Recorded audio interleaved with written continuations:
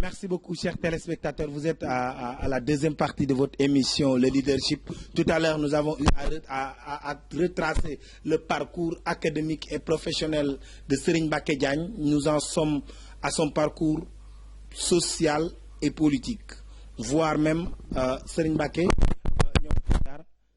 ñu ñëwaat ci deuxième partie bi nga xamante ne mooy deuxième partie émission le leadership sànq ñu bàyyi woon la nga dallu rek dem jëli ndox parce que gis nañ ne jaañee ni ñoom bu ñu sonnee rek dañuy transpirer donc Serigne Mbacké taxaw sa askan ndax mës ngaa bokk ci ay mouvement associatif.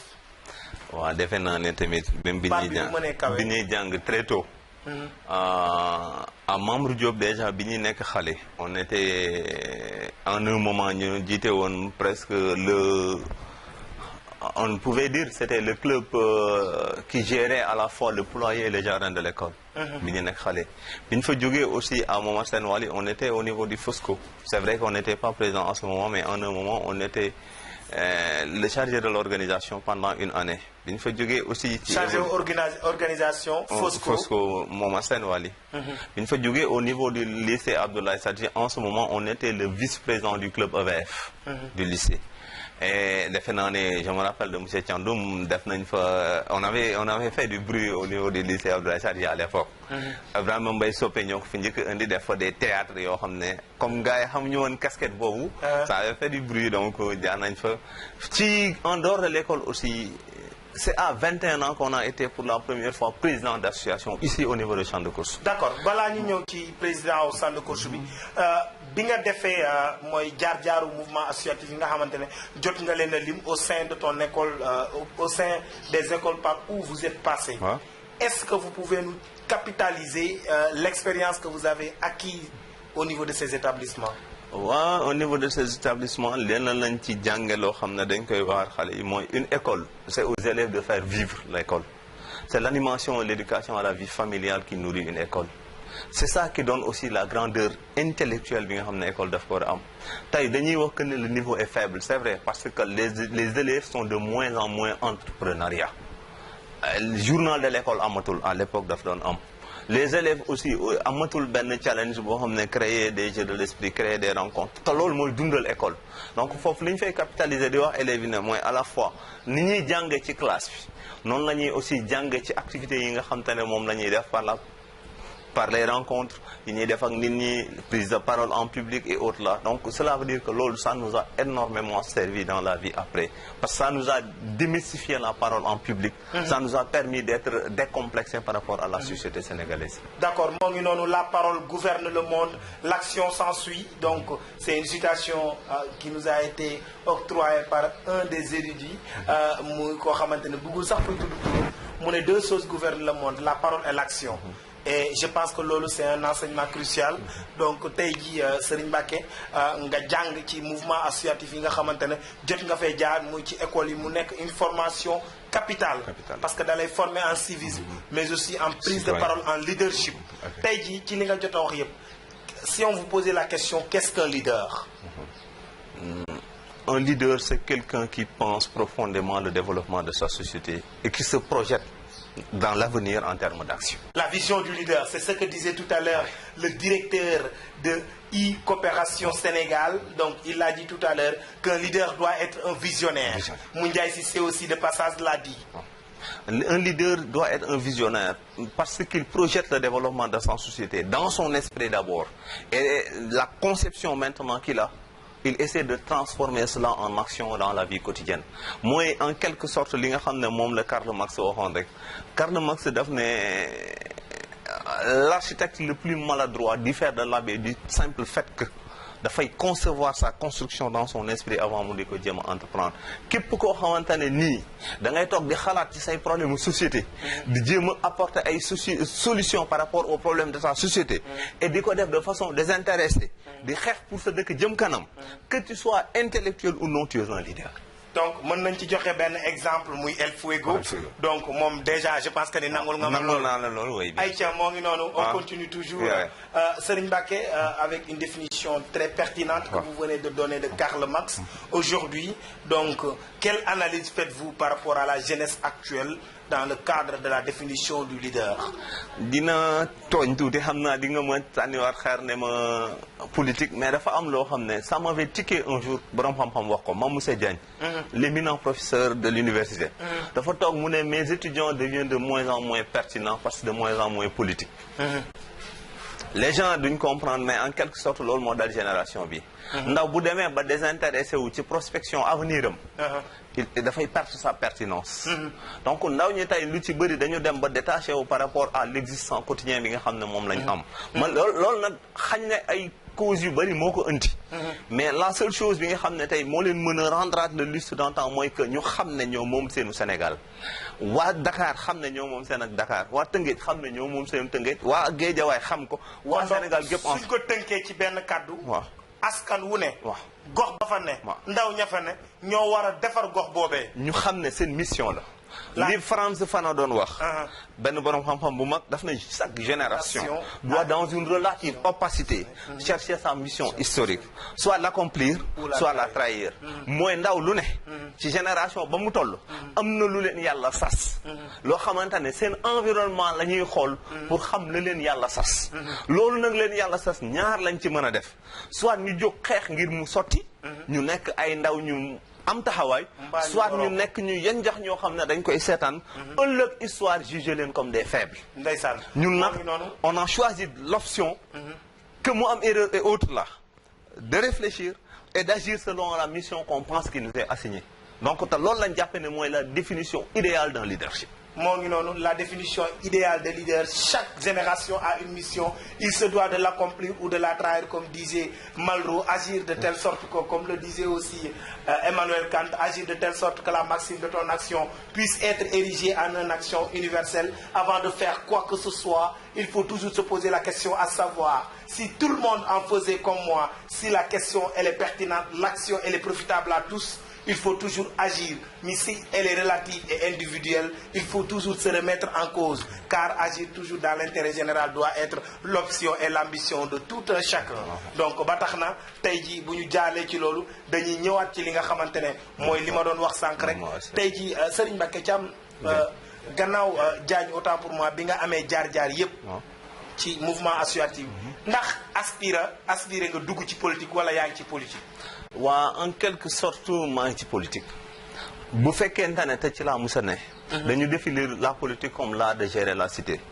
j'ai toujours depuis enfance été offusqué dafa am lu ma yàgg naqari mooy maanaam nit dëkk di doxee parfois dafa am dëkk loo xam ne c'est une forme d'injustice sociale maanaam quartier chic Dakar chic wala ni ñu am ay ghetto loolu dañ ko mës a yàgg a bañ depuis bi ñuy xale dañu gëm ne développement dafay am équilibre looloo ñu dugaloon ci association li nga koy wax je te rappelle sànq que ne à 21 ans on était président d'association au niveau de Champ de Courses bi ñu fa jógee aussi on a créé avec mon ami Badou Diak et les autres là le mouvement Wareefu Askan Wi. waaw Badou Diak en tout cas je me rappelle maa ngi koy saluer au passage bi may soog a ñëw université moom ma njëkk a orienté utal ma logement maa ngi koy saluer di ko reconnaître éternellement. c'est un grand que j'apprécie beaucoup et qui nous a beaucoup enseigné aussi ñu créé mouvement Wareefu Askan Wi en ce moment j'étais le secrétaire général. Ce mouvement malgré qu'on n'avait pas amuñu woon at yu ñu mën a investir mais on avait participé à la rédaction de la charte de Vision Rufisque. ñu nekkoon ay xale en ce moment presque 21 ans 22 ans au maximum. mais dañu bokk ci ñi participer ci rédaction bi on a eu à travailler avec moi si loolu et en ce moment lenn lañ ci gëmoon mooy lu changer Tëngéej pour wan leen ne le combat bi mësuñu ci jóg. biñ fa jógee waatee ak moom aussi on a créé un mouvement qu'on appelle Pencum Tëngéej. defe naa mouvement boobu toujours ñëpp xam nañ ko. et on a sillonné un peu partout Rufisque. avec nos moyens propres ci ay xale. loolu yóbbu ñu engagement ñu gëm ko quartier yu bëri dem nañ fa Champ de Courses Arafat Colobane Leer fu ne ñu dem fa di fa defoon ce qu'on appelait des rencontres populaires de sensibilisation di wax ndaw ñi ngi koy wax ak mag ñi ne Rufisque fi mu jëm baaxul jeunesse bi ñoo war a jël le destin de la ville pour que changement mën a am loolu on l'a fait de 2012 à 2014. mais yéen bu ngeen ko defee yéen bu fekkee ne def ngeen ko qu'est-ce que ça a changé tey jii changé wul dara parce que les idéologies sont là trop archaïques parce que yéen ndaw ñi dañu seetlu c'est une question personnel dama koy wax ndax yéen falu moo leen tax a jóg wala defar seen askan moo leen tax a jóg parce que vous n'êtes jamais unis yéen jeunes Rufisque yi parce que ku ci nekk am nga ci pàcc boo bokk jàpp ne moo gën ci yow ndax fa ngay gisee sa intérêt loolu il faut oser le dire. malheureusement aussi li ci metti mooy da nga wax loo xam ne vous avez touché un point sensible de la jeunesse et qui est vrai. ñun ba ngay wax loolu ñu koy def en ce moment objectif bi ñu amoon j'étais le coordonnateur du mouvement Pencum Tëngéej beaucoup de jeunes neew fa. c'était pas de comment dirais d'aller au niveau des élections de gagner ou d'être quelque chose. dañu gëmoon ne xeex bi dañ koy xeex. mais nag ça nous a permis xeex boobu aussi dem nañ ci aux élections. 2014. ça nous a permis d'aller en coalition mooy la coalition Tëngéej jóg na avec Abdourahmane Diouf. en ce moment ñun mu nekkoon coalition boo xam ne on n'était pas des comment dirais accompagnants. on était des initiateurs de la coalition. liggéey ci lu am solo man mii di wax en ce moment j'étais le chargé de la communication de la coalition et le porte-parole du candidat te ñu programme bi mu amoon ñu am lu bëri luñ ci liggéey au niveau du comité scientifique. Badou Diack mi ngay wax nii il était la tête de liste majoritaire de la coalition. mais lan moo indi dislocation boobu noonu ba tey jii. yow je pense que ni nekkatoo fa. non parce que ñoo ngi lay gis feneen. ce qui veut dire que ni yéen. ay circonstances ngeen di gëmee Tëngéej si je comprends pas. mais non mooy li nga wax dafa am lu ñu fa jànge mooy lan te loolu lañ bëgg jeunesse bi jàng ko. mooy lan mooy il faut que ñu unir des forces créer des mouvements yu am doole. le changement certes dafa war a am mais du ay mouvement de groupe yi ngay wax ni ñoo ko mën apporter c'est excellent c'est bien ce qu'ils font ñoom ñëpp am na njëriñ mais ci la comprendre réellement que ne Tëngéej pour nga changer ko il faut gagner des élections. et pour nga gagner élection yooyu il faut mu nekk ay mouvements yu am doole.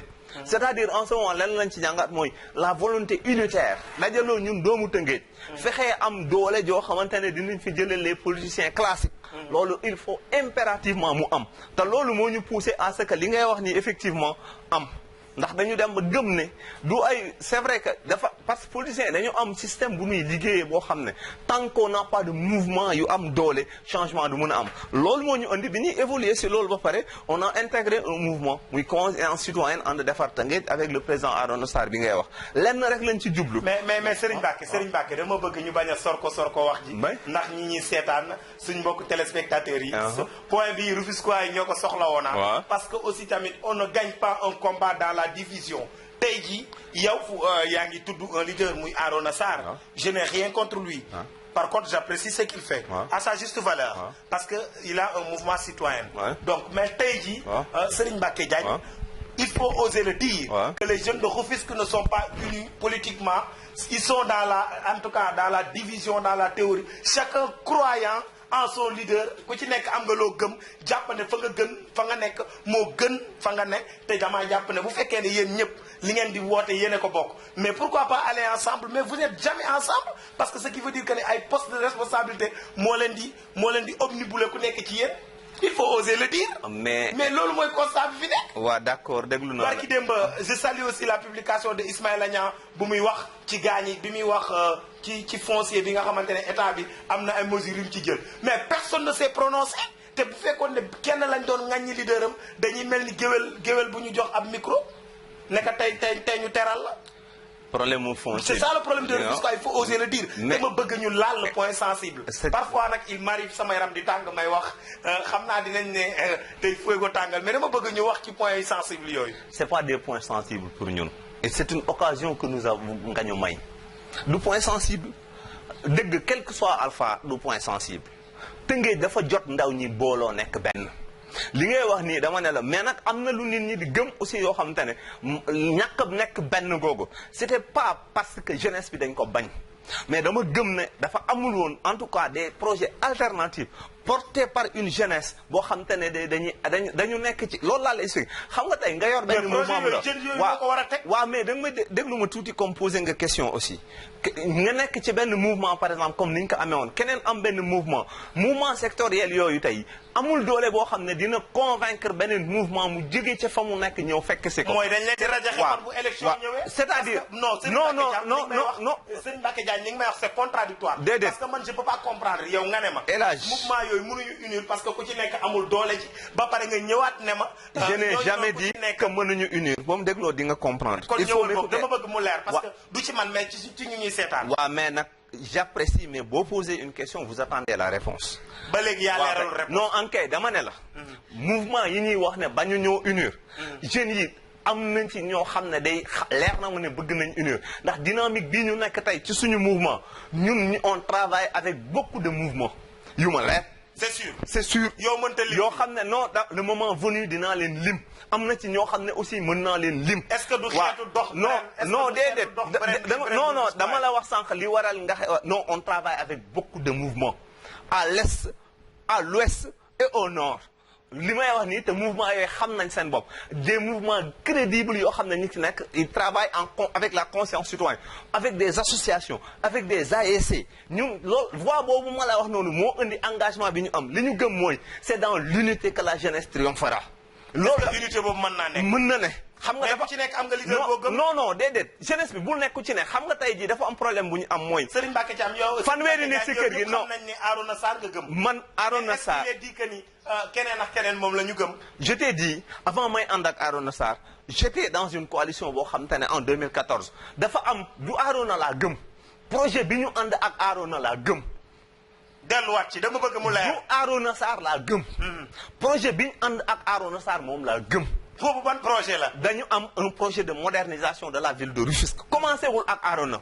ça n'a pas c'est un projet global de Rufisque boo xam ne du ñu ne aussi ñun la njëkkee am na ñu ci jot a liggéey mais projet boobu à chaque fois suñ ko yëkkatee te ngay aboutir loolu lañ ne ñun cette fois-ci on va se battre se donner les moyens de réaliser ce projet. commencé nee naa la fii ci bi ngay wax Tëngéej avec que les assises étaient là nee naa la depuis la charte de vision Rufisque ay ndaw la ñu woon xale yu ndaw mais on avait participé te li may wax c'est donc dafa am lu am loo xam ne nit ñi buñ kër nag parfois dina am kii am ab leader am kii am les gens visibles de l'iceberg ñuy juger par rapport à ça il y a des centaines de milliers de jeunes Rufisquois yoo xam ne newuñu ak derrière benn leader ñun par exemple lii ngay wax lay xeex bu Arona nekkoon ci parti tey ànduñu ak moom nous ne sommes d'aucun parti politique. dafa am lu ñu gëm nag loo xam ne Tëngéej ñoo ko war a gëm mu ànd mooy li nga unité boobu nag xam nga lu koy waral mu mën a am tey booy aw nit dafay fekk nga am un projet boo ko oo waxuma programme décliné quelques lignes de comme ni ñu ko daan defee c'est que ak jàng mi ngay def ak ngay màgg nag ci mouvement yi da ngay atteindre la maturité en ce moment da ngay comprendre les véritables enjeux du développement. je crois que foofu lañ toll tey jii l'idéal serait que conscience citoyenne wala keneen ku ko mën di def nga fédérer la jeunesse rufisquoise non plus autour d'un programme mais autour d'un projet de ville détaillé boo xam ne ndaw ñi dañuy xam ne boo faloo lii ngay def Arafat lii ngay def Dangu lii ngay def Nimzat loolu nag falu gi non may ma yeggale te falu googu aussi du doon falu nit du Arona la personne de Arona importe peu.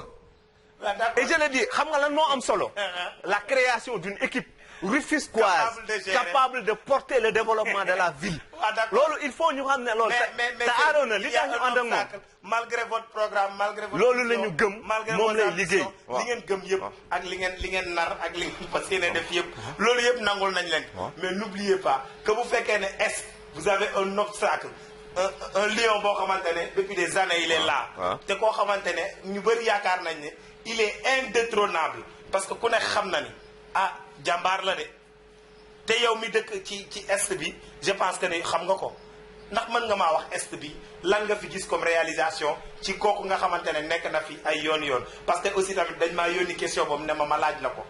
je te retourne la question. non man kañ bu ma retourne la question man nekk ma fi pour nga may laaj. xam nga journal man lañ fi teg.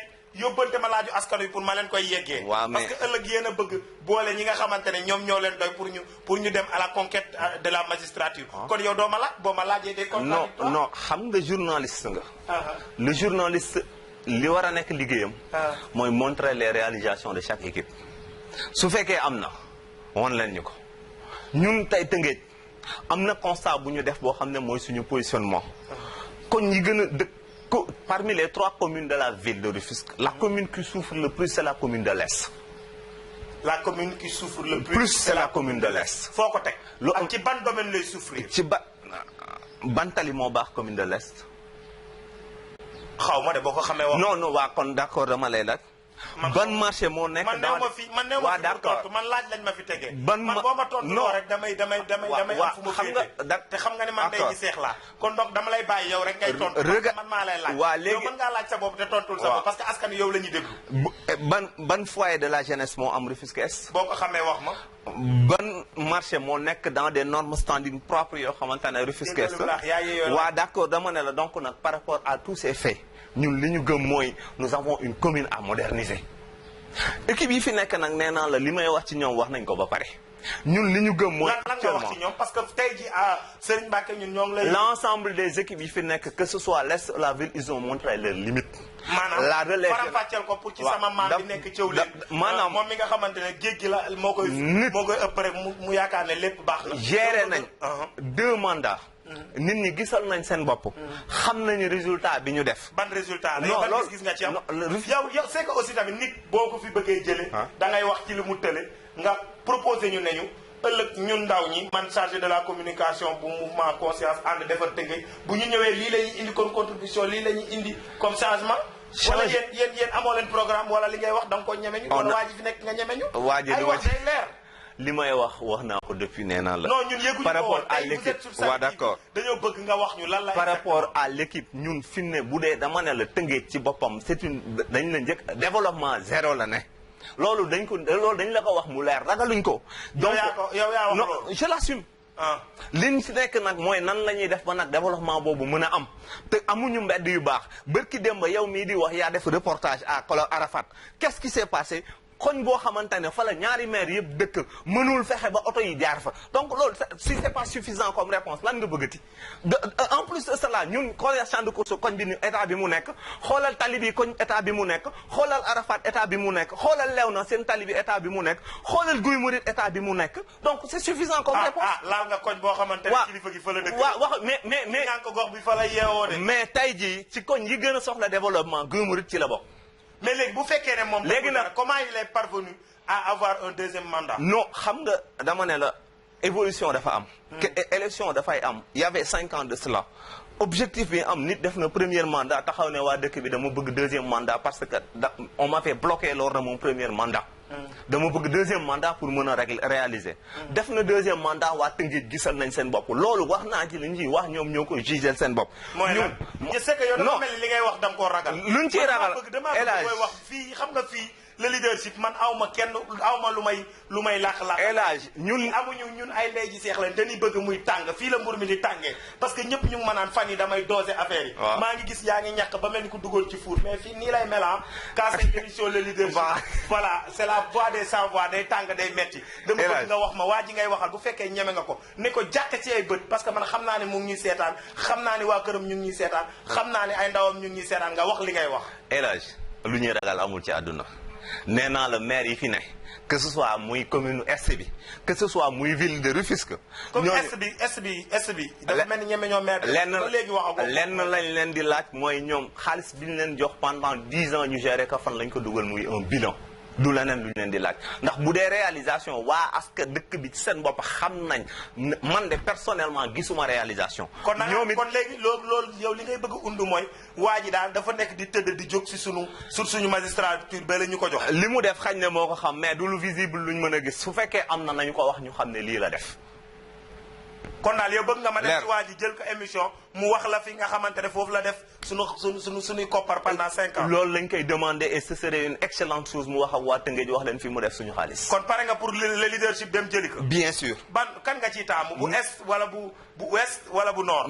la mairie de l'est et la mairie de la ville de Rufisque ñaar yëpp jël leen ñu wax ñu parce qu'ils ont géré de l'argent énormément d'argent waaw donc waa jooju ngay wax noonu day waaw nañu wax lan la ñu def Tëngéej ñu xam kii nañu wax lan la def par rapport à nos budgets en fonction de cela léegi askan wi xamal seen bopp juge ñoom nañu wax ñun liñ ci war a wax nañ ko ba pare li ci des mooy kay ñun proposer Tëngéej suñu alternative par rapport à la situation désastreuse bi muy dund. waaw d'accord yow am nga leader am nga ci mouvement boo nekk. muy le leader Arona Sarr. waaw yéen qu'est-ce que vous avez fait à Rufisque et qu'est-ce que vous proposez pour Rufisque. la première des choses bi nga xamante ne moom lañu. wax fi loo xam nag ndax bët du yenn waaye xam na li bopp attan. te waa Tëngéej ñoo nekk di seetaan. la première des choses bi nga xamante ne moom la ñu mooy joxewaat Rufisque sa dignité d'attente loolu mooy maanaam crédibilité Rufisque ñu acquériraat ko ba nga xam ne tey Tëngéej dëkk la boo xam ne état du ko promettre respecté ko autorité du ko promettre lan la état du Sénégal def à Rufisque il a fait ñun état du suñu adversaire li ñu koy wax nous ne sommes ni du pouvoir ni de l'opposition au niveau des partis ñun mouvement citoyen la qui aspire à gagner mais tey autoroute à péage bi ñu ko tegee lan la c'est un contournement pour Rufisque bi ñu tegee tamit terre bi lan la encore c'est un blocage qui divise Rufisque en deux parties même bu fekkee ay investissement yu baax la pour Sénégal mais ay problème la jural Tëngéej dañu bëgg nag leader yoo xam ne dinañ am la capacité de dire à l'État que ne ñun li ñuy ànd ak yow mooy nga defar suñu dëkk tey jii conscience citoyenne li muy wax le président de la République les institutions du Sénégal mooy ñun on a un projet de modernisation de la ville de Rufisque soo leen àndee ak ñun ñu moderniser Tëngéej nous serons avec vous soo leen ko deful lu dul nga xam ne da ngeen fii faluwaat di continuer waat sans réalisation à Rufisque le mouvement sera votre adversaire numéro 1 à Rufisque ñun li ñu gëm mooy Tëngéej képp koo xam ne dafay ñëw ànd ak ñun jàppale Tëngéej ñu ànd ak moom képp koo xam ne àndul pour moderniser Rufisque ñu xeex ko ku mu mënti doon loolu mooy li ñu gëm loolu mooy li ñuy xeex ndax ñun c'est vrai que Dakar c'est Sénégal Thiès c'est le Sénégal mais c'est Rufisque qui est notre terroir et c'est Rufisque qui nous intéresse. D'accord. waaw li ngay wax qu'est-ce que nous avons fait dinaa ci ñëw mais da nga poser question lan la ñuy proposer ba pare. dama ne la li ci jiitu li ci jiitu mooy joxaat Rufisque sa dignité suñu paree nag xool Rufisque a perdu sa dignité. ça a perdu sa dignité.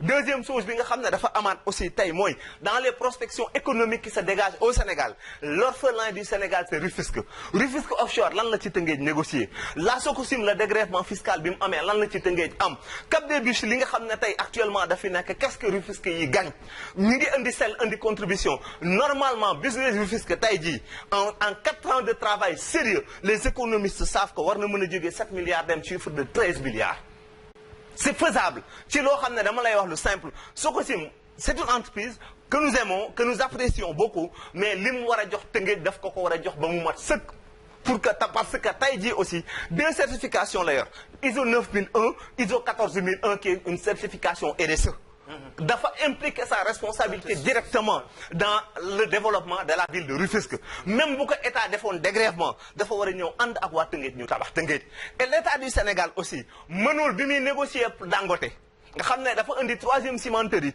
di ko def ci doowu Tëngéej mooy di nga Dangote Sococim ne ko indi nga Sayer waxuma dara indi nga Dangote waxuma dara léegi lan moo am man nag léegi lu may am mu ne ko waa li nga waroon di fay waa Tëngéej dinaa ko wàññi suy wàññi na wàññi assiette am te bañ a wàññi bu Tëngéej. d'accord waaw loolu nag bi mu amee. dafa am lu ñaar dafa am. waaw waa Bargny tey jii tout récemment ku ne xam na ni ñu ngi amoon sànq le directeur de coopération Sénégal mooy directeur Idrissa Ba mi yor ONG di xaritu mu Ndiaye Cissé. sànq ñoo ngi ko jël en émission je pense que ni 12h 13h yow na nga koy seetaan moom nee na ñoom waa Bargny ñoom ñoo gën a yeeyoo ci Sococim boobu ngay wax noonu pour ñu defar Bargny yéen waa Tëngéej di xëccoo Sococim. mais dinaa la wax raison yi tax ñun waa Tëngéej ñu am ci droit. Sococim bokk na ci li yàq la route de Sangalkam. mais mine bi. waaw danaa ñëw non may ma yeggale Sococim bokk na ci li yàq route de Sangalkam. tous les véhicules de la Sococim circulent dans la ville de Rufisque pour sortir. muy benn bi jiitu. Sococim est sise dans un quartier Guy Murit qui est au niveau de la commune de l'Est. Sococim buy dóor poussière am bu ci waa Bargny amee ñaar Tëngéej am na ci juróom. muy Guy Murit. kon de gisuma Ismaïla Niang lekk mu ngay dee. waa dama ne mu nekk ay problèmes yoo xam ne yu réel la. dama ne tey fi may waxee mais au-delà de loolu. Tëngéej am na 31 entreprises ou industries qui ont dépassé le cap du milliard en termes de budget. 31 fii ci Tëngéej yoo xam ne des entreprises ou des industries qui ont dépassé le cap du milliard de chiffre d'affaires. te ñooñu ñu ngi jox ay ñu ngi fay patente. xam nga maire yi fi nekk est-ce que ñaaram waay am na ay changements yu état indi. yoo xam ne man li ma metti li ñu metti ñun waa mouvement conscience citoyenne mooy état dafa waroon a taxaw waa leader yi bu état defee loo xam ne day rey Tëngéej ñu mën a taxaw non pas dénoncer ko mais taxaw jàkkaarloog état on aurait aimé que bi sel bi di dugg tey nga xam ne dafay extraire Rufisque de 70% de ses ressources que les députés qui sont à Rufisque plaident cela au niveau de l'Assemblée nationale. yaa ngi wax Souleymane Ndoye de. ak Seydou Diouf.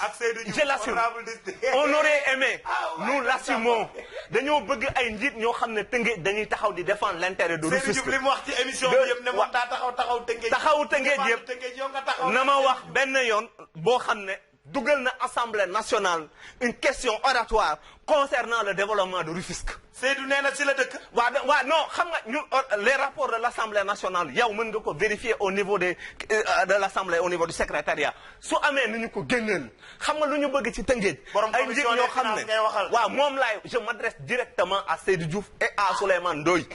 Souleymane nous l'apprécions énormément ndax au minimum il a eu l'humilité et le courage. bi nga ko laajee ay leader mu lim suma leader ne bokk na ci ñi def un excellent travail loolu apprécié nañ. Souleymane Ndoye waaw. mu ne kan mu ne Arona Sarr. il fait un très bon boulot. donc apprécié nañ bien que ànduñu ak moom waaye du tee li ñuy wax Seydou lañ koy wax Tëngéej dafa soxla ay njiit yoo xam ne dañ koy taxawu assemblée nationale dafa soxla ay njiit yoo xam ne Tëngéej ñaata nit a fi nekkal président de la république Ismaïla Madior Fall mi ngi fi. et Omer autres ñu ngi fi les Doudou Niass ñu ngi fi Baye Diène ngi fi mais ñooñu soit deux choses laay wax à chaque fois waaw su dee ñaari mbir a mën a am soit le président de la République ne les écoute pas et c'est un problème soit il ne parle pas du président des problèmes de Rufisque et c'est un problème. D'accord ñun dañoo bëgg nag tey jii ñoo xam ne bu ñuy waxati di porter voix wu Tëngéej dañuy assumer toute la responsabilité ni ñuy xeexee ak autorités communales yi ak ville pour que ñu développer Tëngéej noonu la ñuy di waxee ñoom tamit nañu taxawal Tëngéej di ko moderniser. lu ko may 2024 yat bi dina dal. non du fa xaar urgence la am te loolu damay j'en appelle à l'ensemble de la jeunesse rufisquoise am leen fulla képp koo xam ne yor na ndomba tànk jegeen di bàkkoo xaritu président la xaritu diw la député la te mënoo jël sa responsabilité défendre votre ville bu taxawee seen koñ dóor leen ko ay xeer. Le développement de la ville ne l'intéresse pas. Madame a une question très pertinente venant de Rufisquois. Donc mu ne que vous suggère la réflexion de monsieur Arona Sarr qui pense qu'avec 1 milliard il peut moderniser la ville de Rufisque. xam nga loolu nag c'est une ironie nag.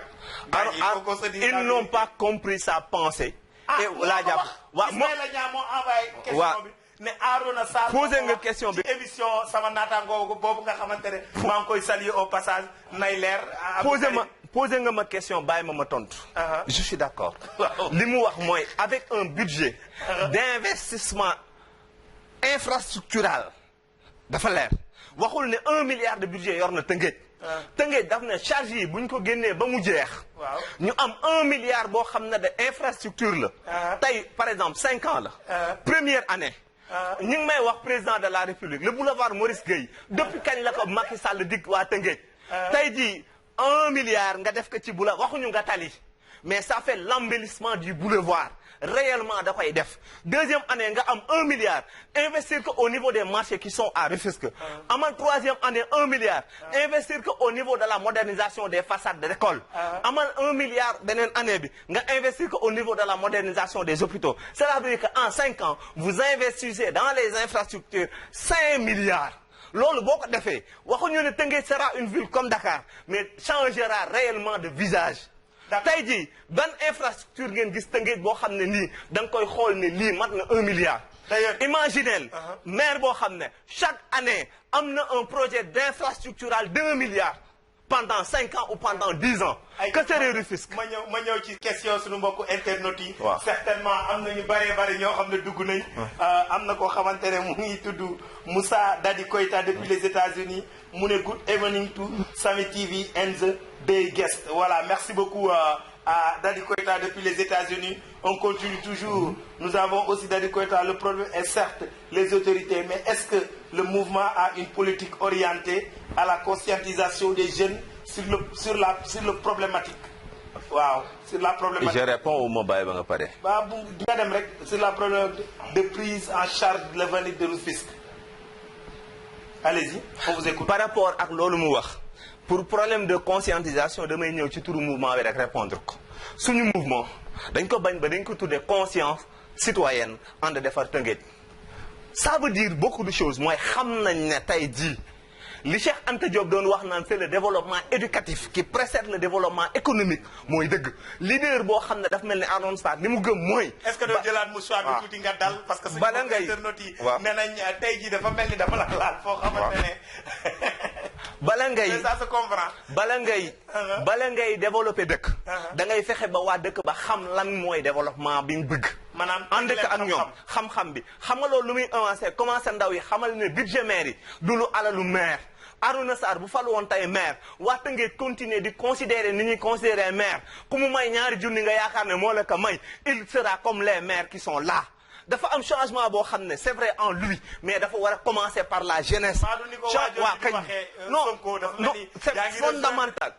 non ñun xam nga lu ñu gëm mooy d'abord le développement c'est la promotion d'une société concrète et existentielle mooy waa Tëngéej xam ne milliards yi nekk mairie ba samay juróomi dërëm la sa ñetti dërëm la su may fay sama facture courant ñu dagg ma 5% taxe communale su may jënd tàngal boutique ba sax dagg nañ ma 15 bu dem ci budget mairie bi ñu xam ne maire moomul alal ji way juróom donnewu ko ci moom donnu ko ci ay maamam du loo xam ne buy dee da koy jël alalu Tëngéej la lim leen di may moomu ko donc quel que soit alpha dañoo xam bu ñu ko moomee loolu d'abord mooy premier point de la conscientisation xam nga lu muy indi mooy la notion de la responsabilité une fois que vous comprenez que ce qui se fait est avec toi da ngay am la responsabilité de l'action devoir la nag mais dafa am lu André Gide Moussa wax loo xam ne man mooy sama ligne de conduite dans ma vie daf ne plus le devoir qu'on assume est ardu plus il éduque l'âme et l'élève doomu aadama bi ko yàlla di bind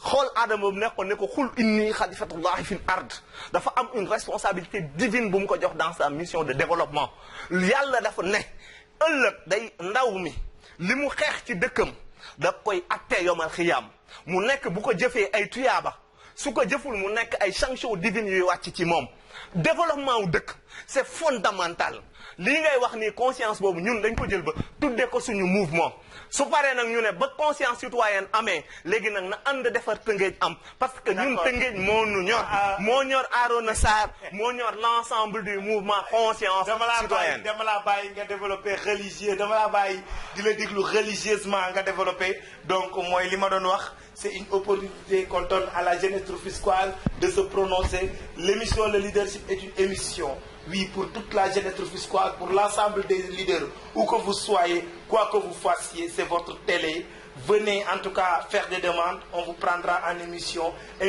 ñëpp la tey jii daf fi ñu tënkee mbir mi rek mooy ki nga xamante ne yow moom ngay political muy Arouna Sarr yan xam-xam la làmboo parce que aussi tamit du nu dénk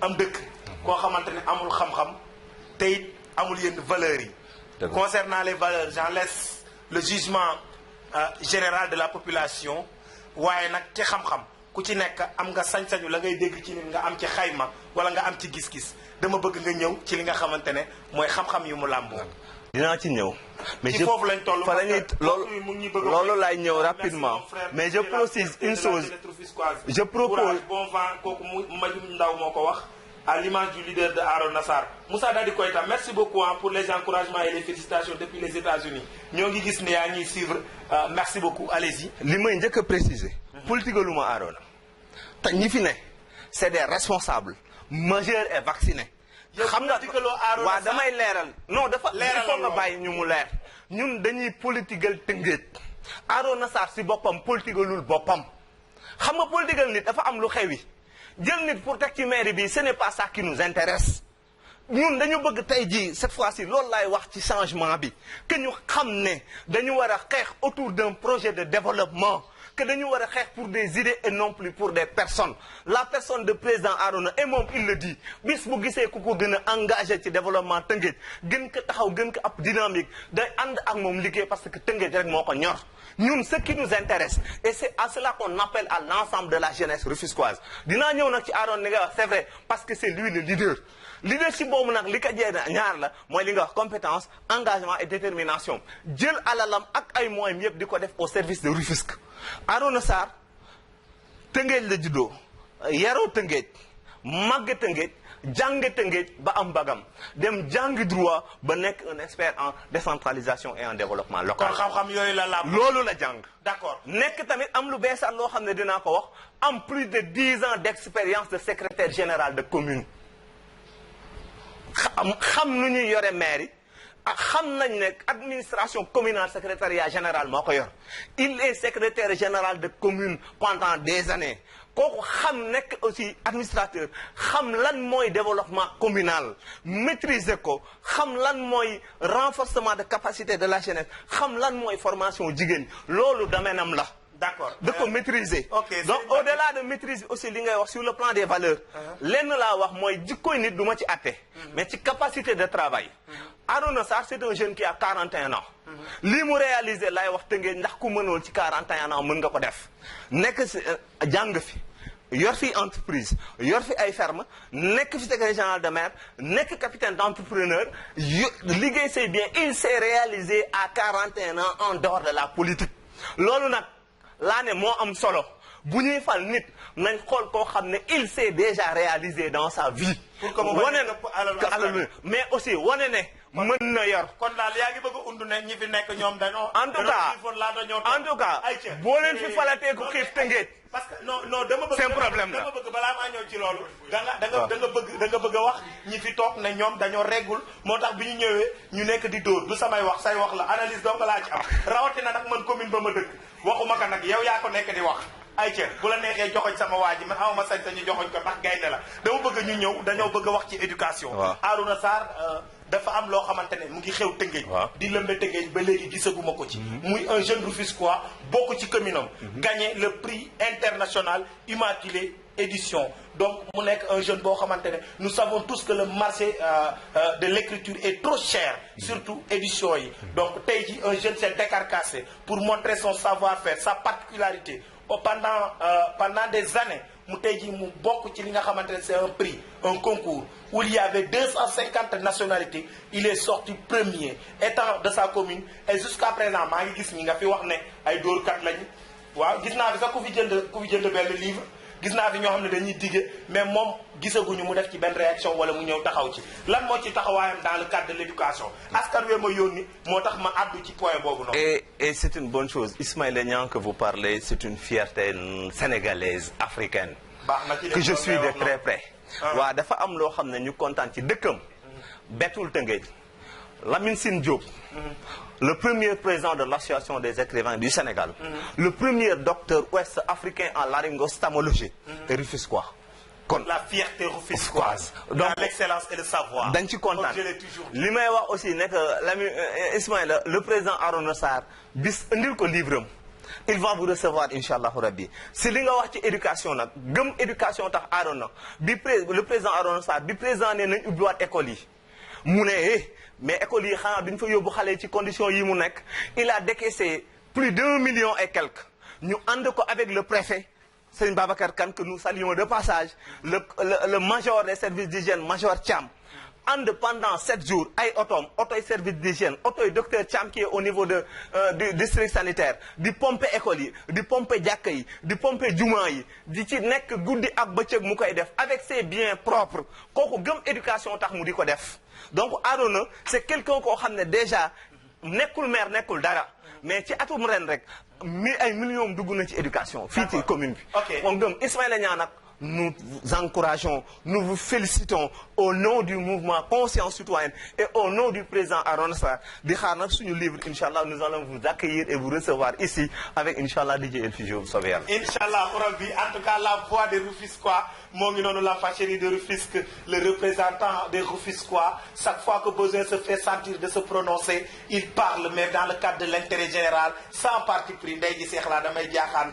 gone gu ñëw ma lungu ko ci loxo ba ca des ba ngay yaakaar ne sama cofeel ci yow la yem ba tax na tey jii ñu joxoon occasion un jeune pour qu'il se prononce nee naa leen yemuñu ci gaañi rek dañuy wàcc sax ba ci ndaw ñi pour que ñu gën a xam ne nous avons des produits à valoriser dans la communauté oui ndax nee naa leen li ñu yor bu fekkuloon ne bu doon marchandise la kon ma ne leen du marchandise bu lamb ndax xale lambool nañ li nga xamante ne mooy leadership muy concept bi nga xamante ne yor nañ ko donc tey jii question bi may tëjee rek mooy dañuy waajal à Rufisque le prix de l'excellence muy primer les meilleurs bacheliers voilà de Rufisque muy un projet boo xamante ne dañ ma si associé si man El Fuego maa ko mettre en place ànd ceeg JP ànd ceeg ñoom Papa Traoré ak ñoom Ismaïla ak sama gars yi yow loolu lan nga ciy wax parce que dañoo gis ne c'est un champ vide boo xamante ne waa Tëngéej ak maire yi fi nekk ak autorités yi dañ ko bàyyi bu yàgg a yàgg.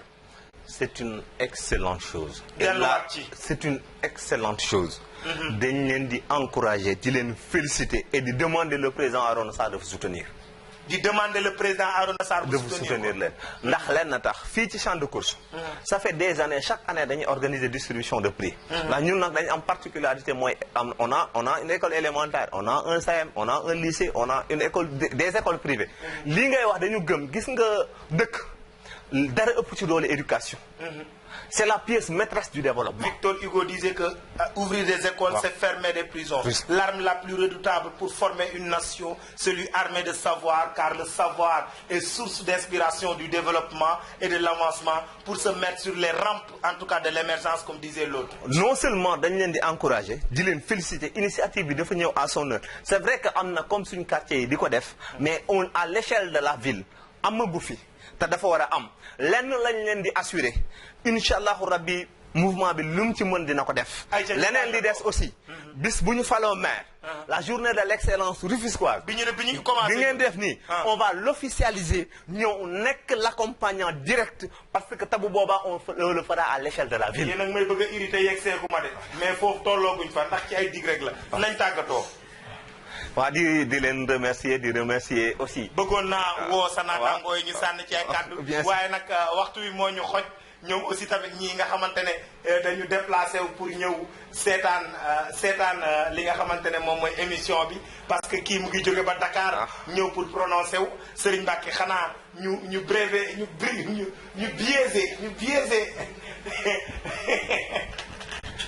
ñu biaisé la règle wala ngeen jéggal ñu ko rek ñu wone leen suñu ba beneen yoon incha allah gis nga leen donc ñoom ñëpp ñoo ñëw ñi ñaa ngi ci biti di seetaan émission le leadership ñu tàggatoo. waa xanaa di nga ko waxee di remercier sama grand Ibrahima Faye mention c'est mon mentor politique c'est Arouna Sarr qui est mon leader mais c'est lui mon mentor politique et vraiment c'est un lion c'est l'une des forces tranquilles du mouvement Conscience Citoyenne di remercier Kadia la lionne aussi de Arouna Sarr vraiment à travers moom dire saluer l'ensemble des femmes qui sont au niveau du mouvement je pense à Rakhoye je pense à Fat Bintou Diop et ñoom ñëpp Aïcha yéen ñëpp maa ngi leen di xalaat Thioro Sène et tout cela ñu nekk ay guerrières yoo xam ne dañuy battre pour la modernisation de Rufisque di remercier aussi le coordonnateur Abdoulahad Cissé par rapport aux efforts yi nga xam ne ko Baye Lahad di sant aussi à travers moom l'ensemble du bureau et des membres de la Conscience Citoyenne di remercier sama grand tonton Ibou Diop Ndiaye mi nga xam ne aussi c'est un juriste vraiment il s'est déplacé ñëw assister kontaan ci ñoom di xamal jeunesse su Tëngéej daal li may tëjee mooy lenn ndaw a yor dëkk ñoom moom Tëngéej unissons le mouvement Conscience Citoyenne est ouvert pour vous yéen a ko moom du Arona du ñun du keneen ñëw leen ñu ànd ensemble defar suñu Tëngéej. ayca moo ngi noonu lay tàggatoo merci beaucoup Arona Sarr gis nañ ne dugg nga ci émission bi une première félicitations à Serigne Mbacké, tu es un modèle d'engagement pour la jeunesse. Félicitations à Didier Fuego, nous voyons le travail que vous avez depuis très longtemps sans état d'âme ni parti pris. Donc moom aussi tamit man maa ngi lay kontaanee man ku ma bëgg naa la rawatina boo bëggee Tëngéej lu mu la jaral daf ma koy jaral ndax man nee naa leen je suis la voix des sans voix lu nit sañ ta wax man maa koy wone ndax askan wi seen i jafe-jafe ñun ñoo koy wone amuñu papa amuñu yaay Tëngéej lañ ñor ay ca moo ngi noonu damay remercier bu baax a baax ku ci mel ni mu Ndiaye Cissé sama papay bopp mi nga xamante ne man maa ko tàmmul sama bopp di remercier aussi tamit l'ensemble des jeunes waaye nag du ma fàtte sama boutique bu mag bi nga xamante ne Tëngéej ñëpp a ko xam muy sañsel ma boutique tey fii la génnee gis ngeen la mu def ci dàll waaw gis ngeen lii mooy sañsel ma boutique la mu def ci service ak ñoom daal ñi lañ dëkkeek man muy borom SS muy Serigne Saliou maa ngi kontaane bu baax a baax Idi Ba pour le travail abattu au CM pionnier Idi ñoo ngi lay big up di la kontaane bu baax ñoom Souleymane Sey maa ngi kontaane aussi tamit sama idole sama conseiller muy Zakaria aussi tamit maa ngi koy kontaane bu baax a baax di kontaane ñëpp di wax gaa ñi ne leen